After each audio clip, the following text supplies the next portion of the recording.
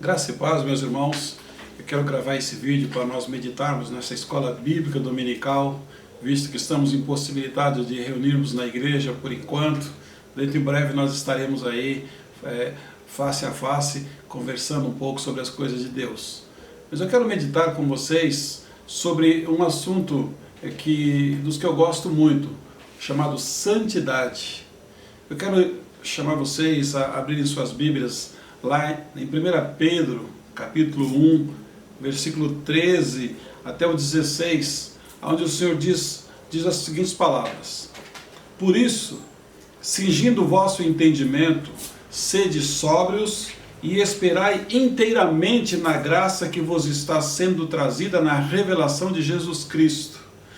Como filhos da obediência, não vos amoldeis às paixões que tinhais anteriormente da vossa ignorância.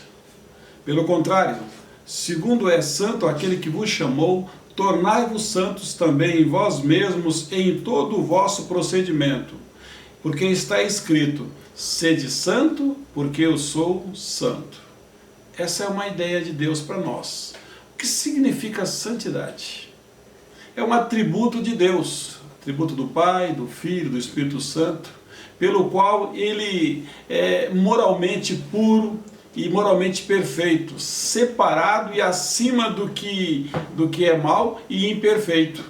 Também há uma qualidade que Deus colocou no seu povo, ou seja, o povo de Deus, que o leva a ser separado dos que não creem em Deus. A gente chama de o povo pagão, né? que não seguem ali os costumes do Senhor e que não tem muito apego às leis do Senhor.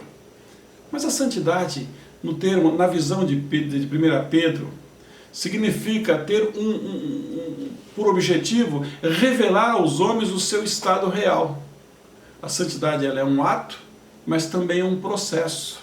Então nós vemos o nosso estado real. Qual é o estado real do homem? Pecaminoso. Né? A santidade também propõe que nós sigamos um caminho acima do que nós estamos acostumados a viver sem Cristo, ou seja, quando nós não temos ali o Espírito Santo agindo em nós, temos uma dificuldade com a santidade. Também santidade é um termo que expressa essa excelência moral de Deus, como eu falei aqui, né? Assim como a sua liberdade em toda e sem qualquer limitação moral para conosco. Mas quais são os padrões da ética e da santidade? O versículo 16 diz assim: Sede santo, porque eu sou santo. Deus não estava exigindo nada de nós que Ele não é. Deus sempre pede de nós alguma coisa que Ele é. Nos atributos de Deus, santidade é uma das coisas dele. Então, quais são os padrões da ética da santidade na vida do cristão? E como que eu posso adquirir o padrão de santidade? Talvez a gente fique pensando assim, que padrão é esse que a Bíblia tanto nos fala? Primeira coisa, santidade nós encontramos através da palavra de Deus. Não tem como você encontrar um parâmetro de santidade fora da palavra de Deus. A palavra tem efeito purificador. Esse efeito purificador, ele vai limpando a nossa vida. Essa é a visão de Paulo aos Efésios, capítulo 5, versículo 26, que nós somos santificados pela palavra, por meio da lavagem da palavra de Deus na nossa vida. Também, ainda dentro da palavra de Deus, ela tem um efeito restaurador. Ela restaura a gente. Quando Deus chega na nossa vida, Ele nos pega numa situação ruim, onde há necessidade de conserto, de ajustes, de restauração. É a visão do salmista, lá no Salmo 19, Salmo de Davi, a partir do versículo 7, ele diz assim, que a lei do Senhor é perfeita e restaura a alma. Olha a santidade fazendo um conserto em nós. O testemunho do Senhor é fiel e dá sabedoria aos simples. Os preceitos do Senhor são retos e alegram o coração. O mandamento do Senhor é puro e ilumina os olhos. Olha como que a santidade de Deus vai moldando a gente cada vez para melhor. O temor do Senhor é límpido e permanece para sempre. E os juízos do Senhor são verdadeiros e todos igualmente justos. O versículo 11 diz assim: são mais desejáveis do que o ouro, mais do que muito ouro depurado, e são mais doces do que o mel e o destilar dos favos. Ainda agora no versículo 11, eu quero que você acompanhe comigo. Além disso, por eles se admoesta o teu servo e os guarda a grande recompensa. Quem há que possa discernir as próprias falhas? Absolve-me das que me são ocultas. O 13 diz assim: também da soberba guarda o teu coração, que ele não me domine, e ficarei livre de grande transgressão.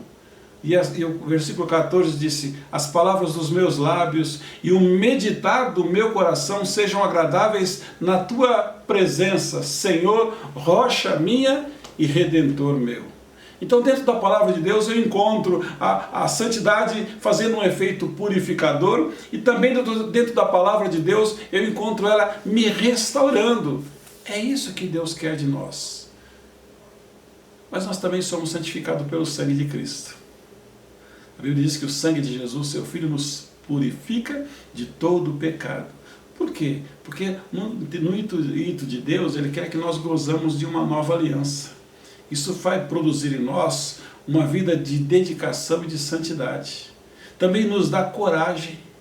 Quando nós entramos num processo de santidade, nós somos encorajados por Deus para entrar na presença do Senhor. Eu não tenho mais medo nem vergonha de Deus. Eu temo sim a pecar contra o Senhor, mas eu entro na presença de Deus com coragem.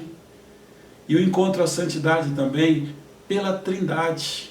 Deus Pai, Deus é quem nos santifica em tudo, em todas as coisas. O Filho, quando Ele padeceu e quando Ele morreu por nós, Ele tinha em mente a nossa santidade nele. E o Espírito Santo que habita no nosso ser para nos conduzir para uma vida de santidade. E assim nós devemos ser sensíveis ao Espírito Santo.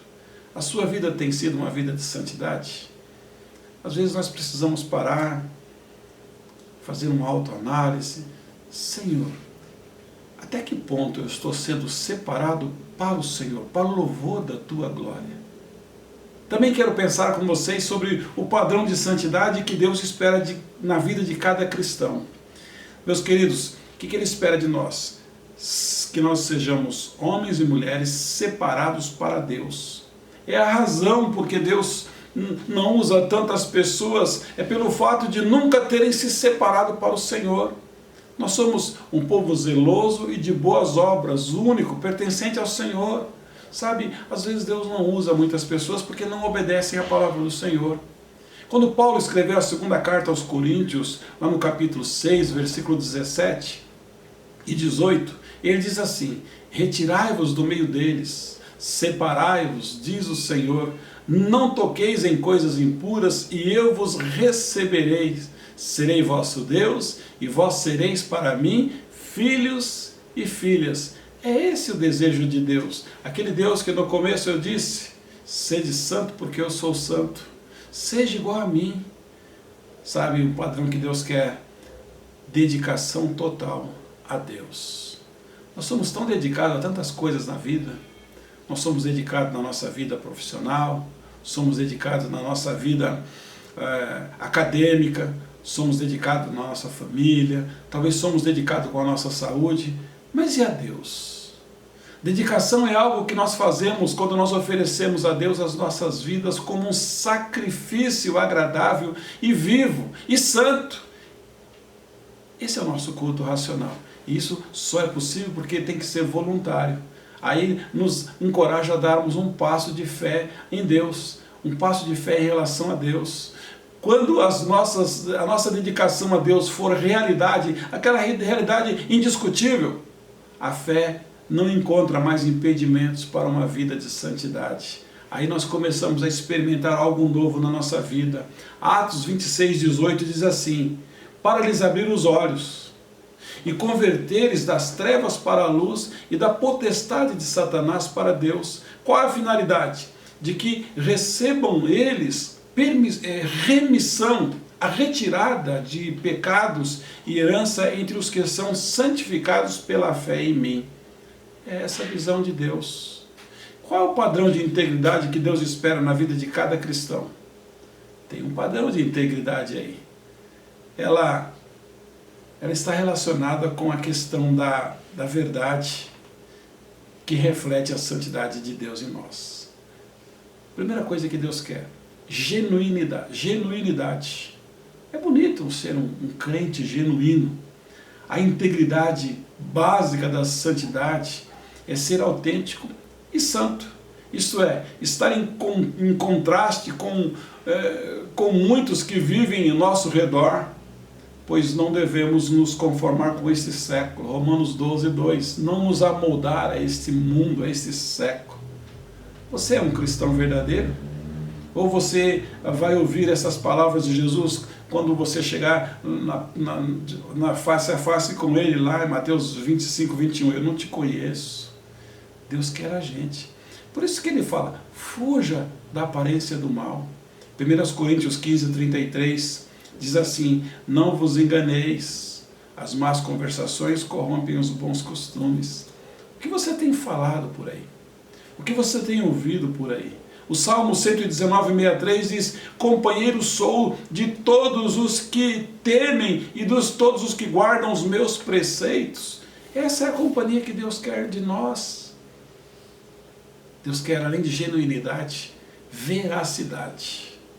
Verdade em nós. Ele tem que encontrar-nos de verdade, vivendo uma vida que Ele tem preparado, que Ele tem separada para nós de verdade. É a natureza de dizer a verdade, onde Deus espera do cristão que venha a falar a verdade em todas as situações.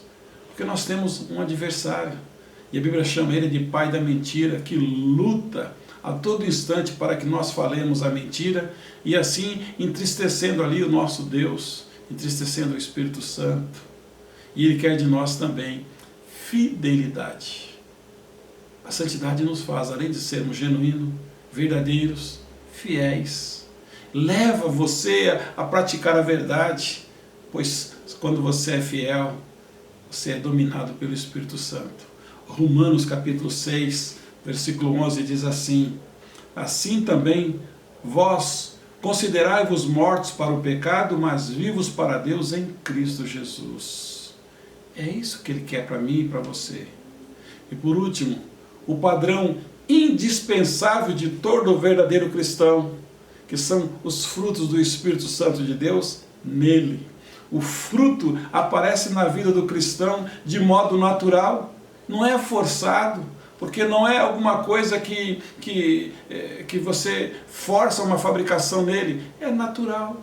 Houve uma mudança, houve uma transformação.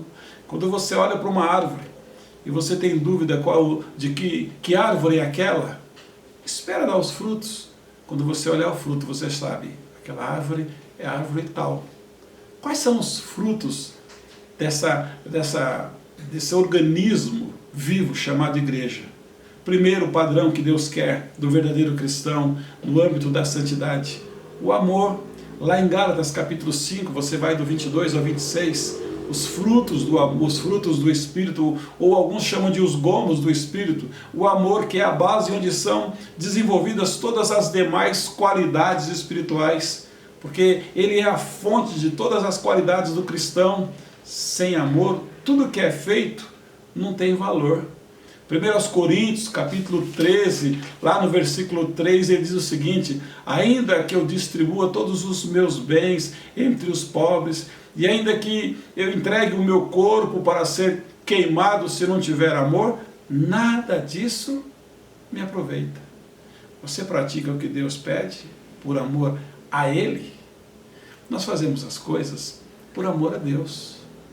Depois ele fala ainda nos atributos do Espírito sobre a pureza. Algo que está fora de moda hoje. Pureza? Que é isso? Aí eu levo você a pensar que é a crucificação que o cristão faz da velha natureza de forma impiedosa. Meus irmãos, meus amigos, ou você mata a velha natureza, ou a velha natureza mata você. É isso que Deus quer. Ainda tem mais um atributo de longanimidade. Tudo isso nós encontramos em Deus. Você já viu como Ele é longânimo para nós, como para conosco? É a forma de nos relacionarmos com o nosso próximo de maneira amorosa, bondosa, gentil, independente de provocações e afrontas que vão sendo impostas sobre nós. Longanimidade é o que Ele espera de nós. Você já imaginou se Deus não agisse conosco com o seu atributo de longanimidade? A graça não nos alcançaria. Tem mais um outro, mansidão. Moisés era um homem manso. Os homens que atuaram ali com grande efeito na obra de Deus, os pais da igreja, foram trabalhados no seu caráter para se tornarem mansos. É a prática de uma vida de humildade, onde é reconhecido o valor alheio com uma visão de não sermos superiores. Eu não sou superior a ninguém, não posso ser superior a ninguém, não quero ser superior a ninguém. É isso que Deus espera de nós, é isso que Ele quer de nós. Jesus Cristo, lá em Filipenses capítulo 2, do 5 a 8, Ele abriu mão das suas prerrogativas, foi humilde, Ele foi deixando todos os seus direitos por nós. Você é um servo ou que gosta de ser servido, ou você é aquela pessoa que está disponível a servir? Também tem mais um outro, domínio próprio. Como é que está essa questão do domínio próprio? Quem te domina? Quem tem o domínio sobre a sua vida? Se é o Espírito Santo, fica mais fácil. É o autocontrole dos desejos e da vontade que é a nossa maior luta. É difícil lutar. A sua vontade pela vontade de Deus. Qual é a vontade que predomina na sua vida? A gente, na oração, seja feita a tua vontade. É uma luta, mas quando a gente vê, a gente está fazendo a nossa vontade. Cristo demonstrou de forma muito clara um exemplo de domínio próprio, porque Ele veio a esse mundo para fazer a vontade do Pai e não a sua própria vontade. Lá em João capítulo 6, versículo 38, Jesus fala sobre essas palavras. Eu quero concluir com vocês, para que vocês meditem durante esta manhã na casa de vocês, sobre esse assunto, santidade. Eu quero concluir dizendo que Deus espera que você tenha um padrão de vida santo. Santidade de Cristo Jesus em você. Como é que você tem praticado, né, a sua vida de santidade? Qual é a sua participação dentro do corpo de Cristo? Você pode dizer: eu sou um instrumento autêntico de Deus? Ou sou um ser deslocado por não viver em santidade, a santidade de Deus? Sabe, meus queridos, querer estar bem com Deus, uma das coisas ruins é não estar bem com Deus. Busque o padrão de santidade. A Bíblia diz: se tu uma bênção. O que inclui isso? Para você ser uma bênção, você tem que ser santo como Ele o é. Amém? Que Deus em Cristo Jesus te abençoe. Fique na paz do Senhor. Amém.